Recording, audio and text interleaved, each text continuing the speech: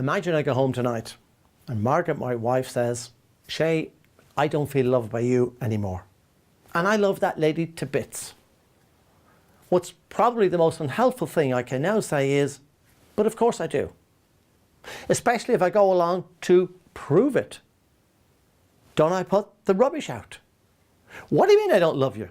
We have 2 cars, go on holidays abroad every year. Hey, I work really, really hard for us. This guy, to prove his love, climbed the highest mountain, swam the widest ocean, crossed the widest desert. But she left him because he was never at home. Now, is there an element of truth in what I'm talking about? Of course. We have different criteria. Why doesn't Margaret feel loved? Why do I love her? Do both exist? I'm wise to say, but of course I do, even though that is my truth. Why is that so unhelpful? Because through my glasses, I love the lady to bits. Through Margaret's glasses, she doesn't feel loved. Which view is right? Both are right. When I say, but of course I do, by implication, I'm saying your view is wrong. That's the language of disconnect. Never ever argue with somebody's perception. There's some things you just do not do in life. Don't expect your dog to look after your dinner. Don't take a laxative and a sleeping pill on the same night. And don't argue with perception.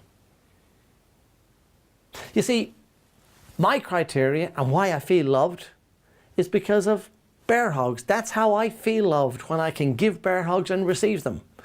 Because I give Margaret bear hugs, does she feel loved? She might just feel squeezed to death. So if I can't say, but of course I do, what can I say? A lot of people say, well, ask her why. Why does she feel like that? Be careful why questions. They bring you to the past with all those horrible feelings.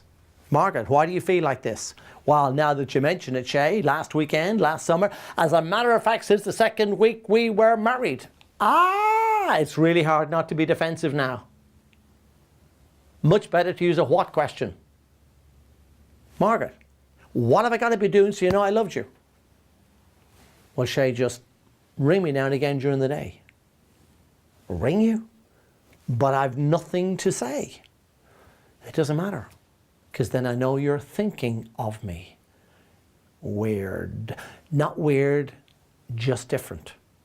If I want Margaret to feel loved, whose criteria do I use? Hers or mine? Hers, of course. If you want people to feel listened to feel respected, if you want to be successful in your communication, in your relationships with other people, use their criteria, not yours. That's common sense. The problem with common sense is it just isn't common.